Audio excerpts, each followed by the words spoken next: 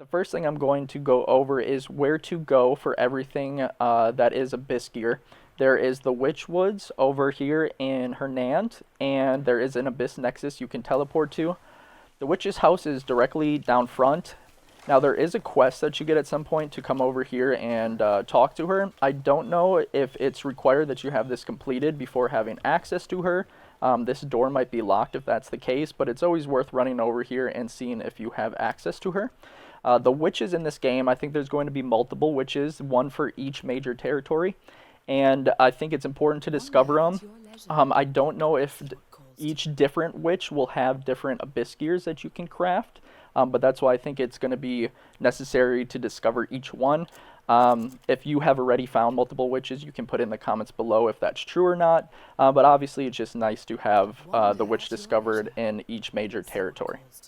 Unfortunately, for the remaining of this video, I will now be showing you some Abyss gear as well as some gear items that will be found throughout Hernand. So if you're someone who's trying to avoid spoilers, the rest of this video might not be for you. However, if you don't mind seeing those things, we're going to jump into how Abyss gear looks.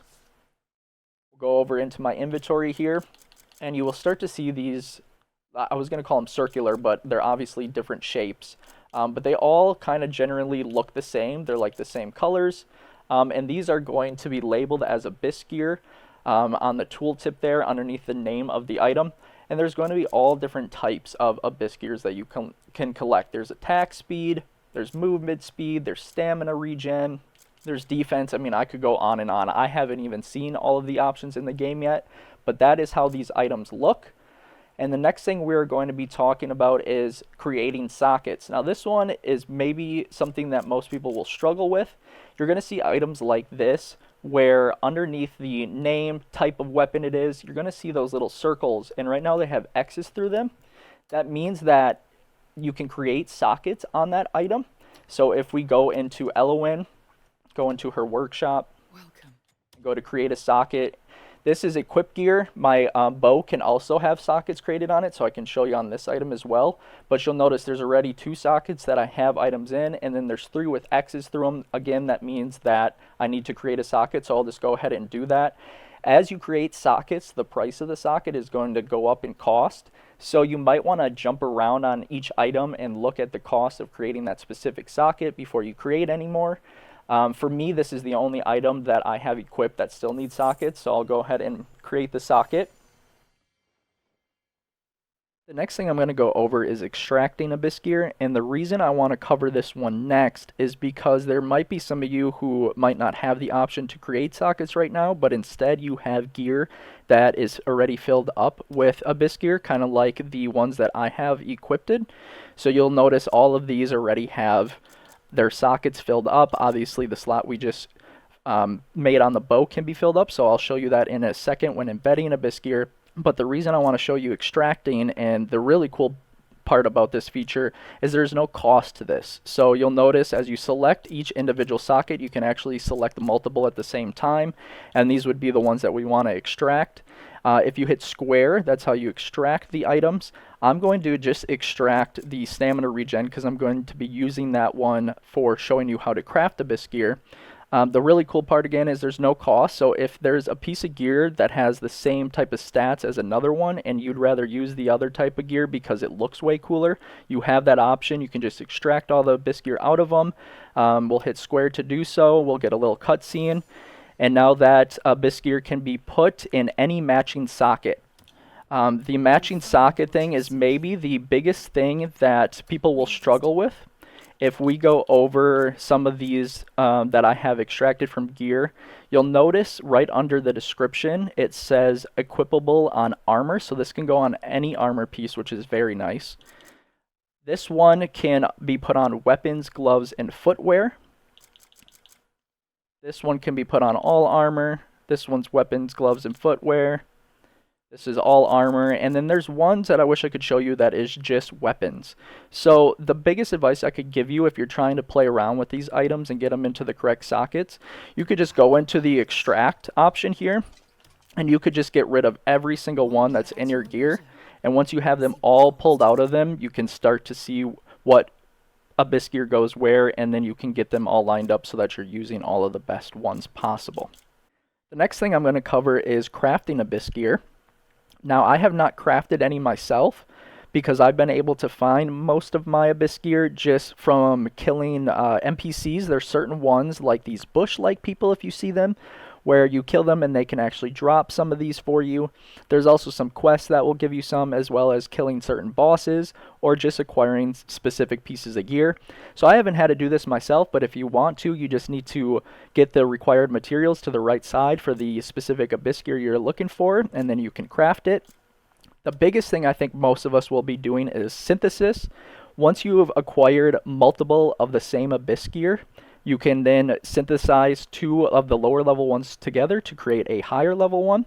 So for instance, I have 2 Vigor 1s in my backpack, which are normally stamina regen plus 2%. But because I have 2 of them, I can now actually go ahead and hit Y to make now. And then I have now crafted a higher level stamina regen socket.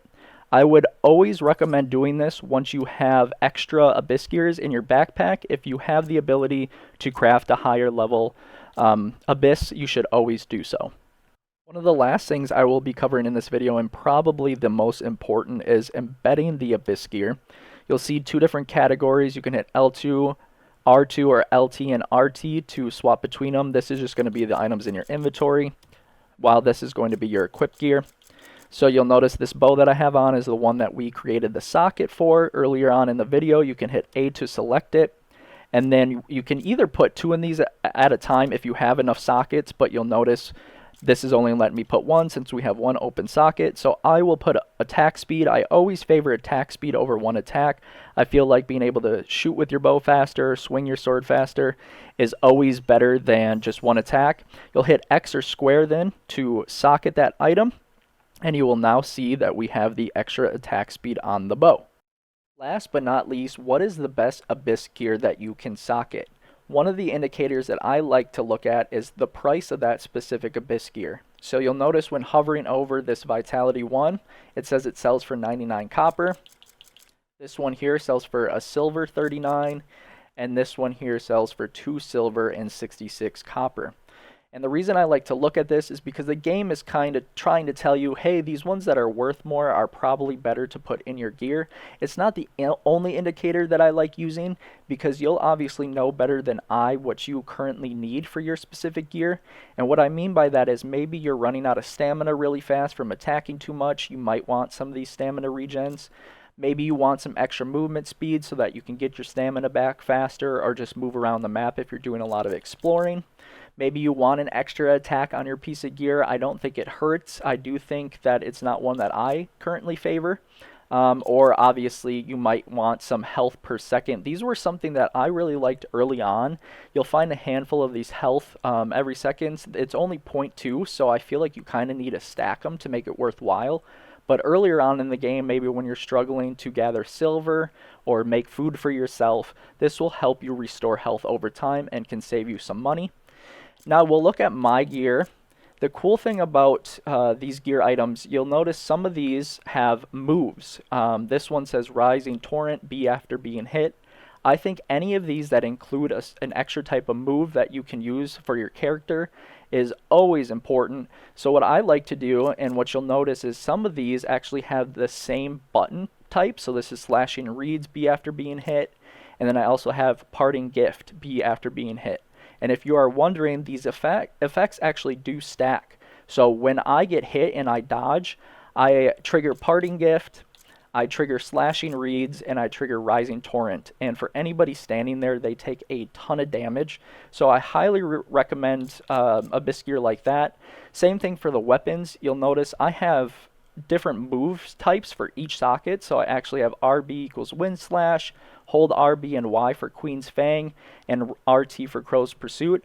I don't know if these items can stack. If you have, 2 abyss gears that are using RT, will those trigger at the same time? I am assuming so, since this, other gear triggers the same way.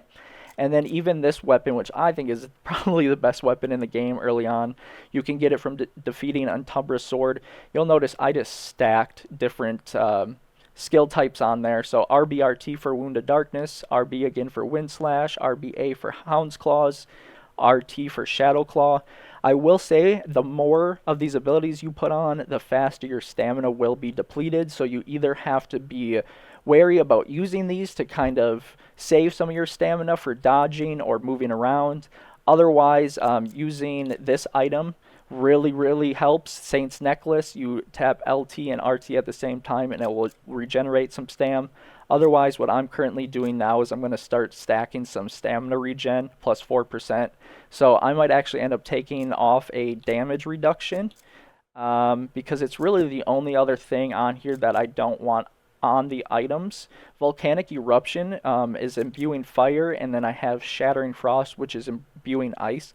I have not figured out how to trigger these yet or use them, but they are just passive abilities that will be used during combat at some point that I think will just really help out a ton.